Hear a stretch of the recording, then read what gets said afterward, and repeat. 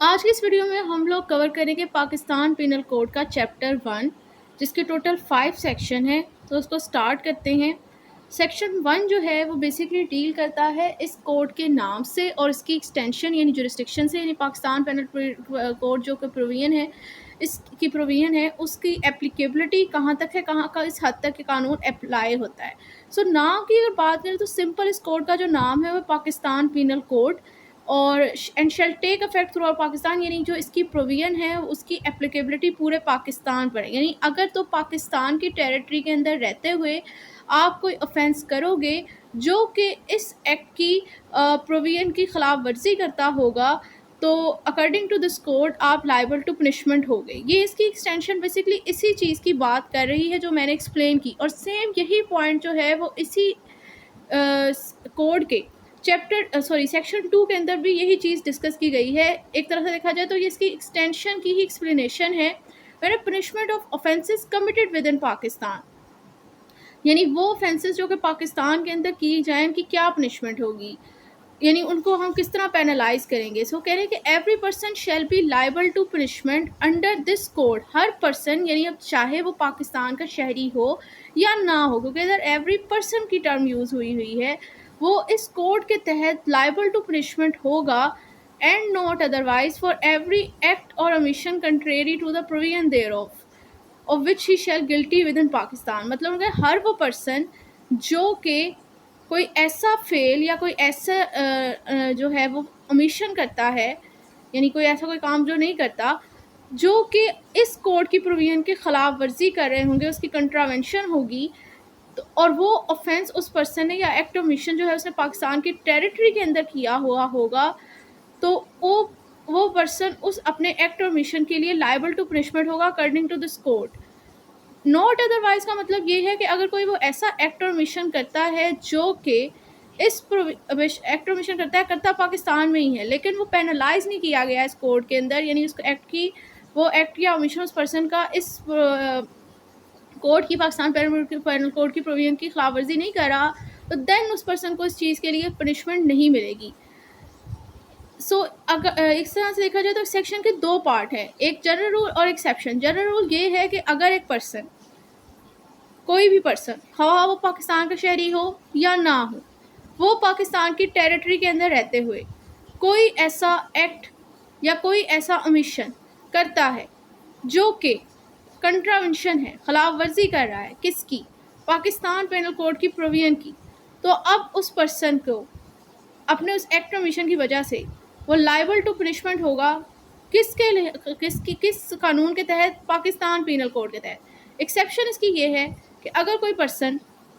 कोई act omission करता है पाकिस्तान की टेरिटरी के अंदर रहते हुए जो कि इस कोड की प्रोविजन की खिलाफ वर्जी नहीं कर रहा, देन वो पर्सन लाइबल टू पनिशमेंट नहीं होगा अकॉर्डिंग टू दिस कोड। यानी पनिशमेंट पेनलाइज होने के लिए ज़रूरी है कि आपका जो फेल है, आपका जो एक्शन है, जो ओमिशन है, वो इस प्रोविजन की खिलाफ वर्जी करता हो। मिसाल के तौर पर अगर कोई पर्सन पाकिस्तान के अंदर कत्ल कर देता है, तो अब चाहे वो कोई भी हो, पाकिस्तान जो है ये उसका फेल है, जो ये मर्डर है, वो 302 के तहत इस प्रोविजन की इस कोड की प्रोविजन की खिलाफ वर्जी है, तो अब इस सिचुएशन में पर्सन लाइबल टू पनिशमेंट ही है इसी कोड की प्रोविजन के मुताबिक। सही हो गया।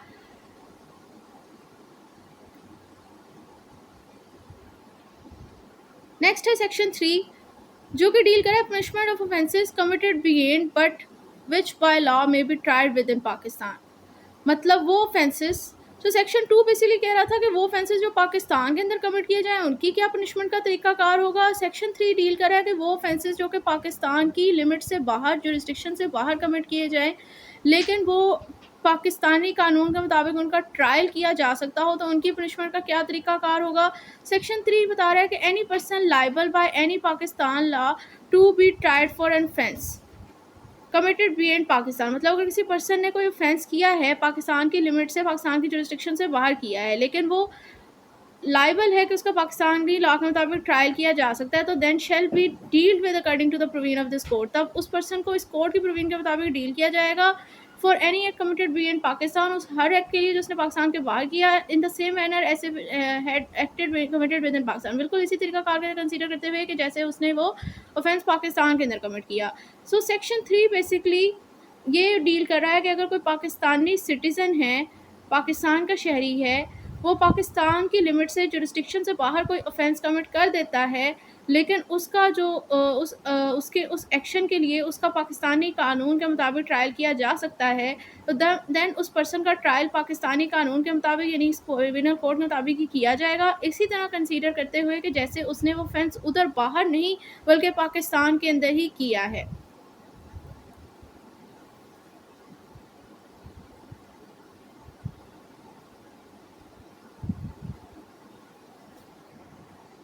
इसकी भी एग्जांपल है कि मिसाल के तौर पर अगर कोई पर्सन बाहर जाकर,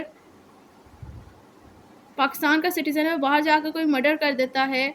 या बाहर जाकर वो कोई ऑफेंस अगेंस्ट स्टेट कर देता है, तो ये दोनों चीज़ें पाकिस्तान पेनल कोड के अंदर पेनलाइज्ड हैं। तो बेशक उसने वो offence outside of the territory of Pakistan किया है, लेकिन उसका ट्रायल इधर हो सकता है, तो अब उसका पाकिस्तान पेनल कोड के मुताबिक ट्रायल किया जाएगा, इसी तरह कंसीडर करते हुए कि जैसे उसने ऑफेंस पाकिस्तान की टेरिटरी के अंदर किया। सेक्शन 4 है extension of code to extra territorial offences, मतलब अगर आप लोग जो है वो outside the jurisdiction of Pakistan कोई ऑफेंस कमिट करते हो, तो तब भी एक्सटेंशन ऑफ कोड का मतलब है कि इस कोड की प्रोविजन का इतलाक उस पर्सन पर भी होगा, उस ऑफेंडर के लिए। किन किन सिचुएशनों के लिए the provision of this code apply also to any offence committed by any citizen of Pakistan और any person in the service of Pakistan any place without and be in Pakistan, मतलब वो कह रहे हैं कि इस कोड की प्रोविजन इस कोड की प्रोविजन का इतलाक होता है हर पाकिस्तानी शहरी पर और हर उस पर्सन पर जो कि पाकिस्तान का बेशक शहरी नहीं है लेकिन पाकिस्तान में अपनी सर्विसेज प्रोवाइड कर रहा है, और अगर ये पाकिस्तान का शहरी या वो पर्सन जो पाकिस्तान में अपनी सर्विस प्रोवाइड कर रहा है पाकिस्तान की जुरिस्डिक्शन में नहीं, आउटसाइड ऑफ पाकिस्तान कोई ऑफेंस कमिट करते हैं, तो इन दोनों के ऊपर भी पीपीसी का इतलाक होगा, मतलब पीपीसी के मुताबिक इनका ट्रायल होगा और सजा दी जाएगी। एनी पर्सन और एनी शिप और aircraft registered in Pakistan wherever it में भी, इसी तरह हर वो पर्सन जो कोई शिप या एयरक्राफ्ट यानी कोई जहाज़ वगैरह जो पाकिस्तान के अंदर रजिस्टर्ड है उसके ऊपर अगर कोई पर्सन ऑफेंस कमिट करता है, तो उस पर्सन का भी ऊपर भी पीपीसी की प्रोविजन का इतलाक होगा, अप्लाई होंगी, और उस पर्सन का ट्रायल भी पाकिस्तान पेनल कोड के मुताबिक ही किया जाएगा और इसको पेनलाइज उसके मुताबिक किया जाएगा। Explanation in this section the words include every act committed outside Pakistan which if committed in Pakistan would be punishable under this code.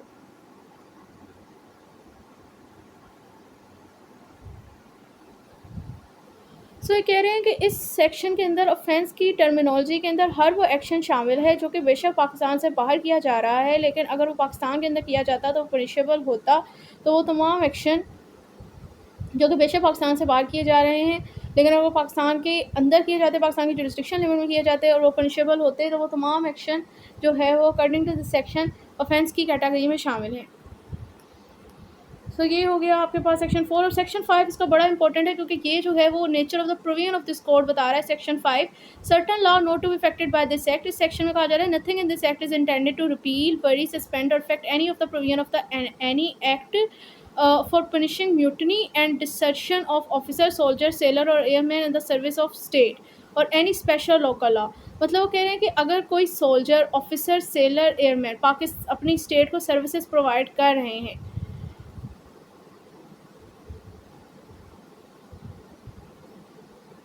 और अगर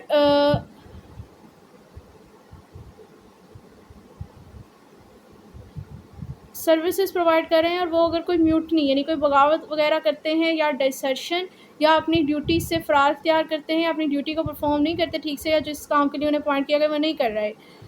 तो उनके लिए अगर कोई किसी एक्ट के अंदर पनिशमेंट बताई गई है, तो ये एक्ट जो है वो ये जो कोड है इसकी प्रोविजन उस एक्ट में जो इनके लिए पनिशमेंट बताई गई है, ये एक्ट हरगिज़ उस पनिशमेंट को यानी उस प्रोविजन ऑफ दिस एक्ट को जो उस एक्ट की पेनलाइज प्रोविजन है इस हवाले से उसको ना तो ये सस्पेंड करेगा, ना उस पर किसी किस्म का इफेक्ट डालेगा, ना उससे रिपील करेगा, ना उससे वरी करेगा, उसमें ज़रा सी भी चेंज नहीं करेगा। इसी तरह कोई स्पेशल और लोकल लॉ के अंदर कोई प्रोविजन बताई हुई किसी चीज़ के हवाले से कोई पैनल प्रोविजन होगी, तो ये एक्ट की प्रोविजन जो है पाकिस्तान पेनल कोड की प्रोविजन उसको भी में भी किसी किस्म की उसको भी सुपरसीड नहीं करेगी, उसे भी सस्पेंड नहीं करेगी, उस पर भी किसी किस्म का कोई असर नहीं इफेक्ट नहीं डालेगी। तो इसका मतलब ये हुआ कि ये जो है वो सेक्शन बता रहा है कि इस एक्ट की प्रोविजन की जो नेचर है वो ओवर राइडिंग नहीं है बल्कि इंटर रिलेटेड है, ये सुपरसीड नहीं करती।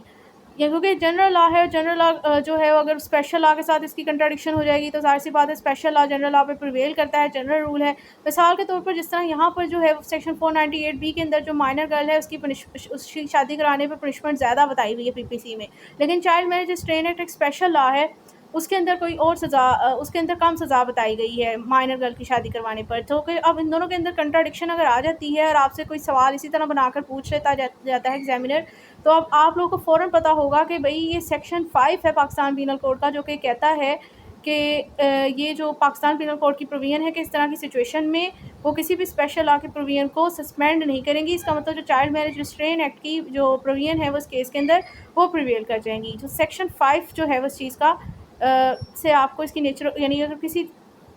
इसी तरह जो स्टेट के ख़िलाफ़ ऑफेंसेस हैं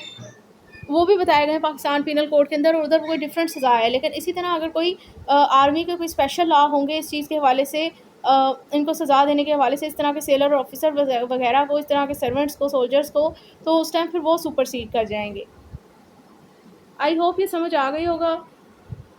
ये चैप्टर जो है वो देखने में सेक्शन इसके आसान लगते हैं, लेकिन ये बड़े टेक्निकल हैं और ये इम्पोर्टेंट है। इसमें से ज़्यादातर सिचुएशन बेस्ड सवाल आ जाते हैं।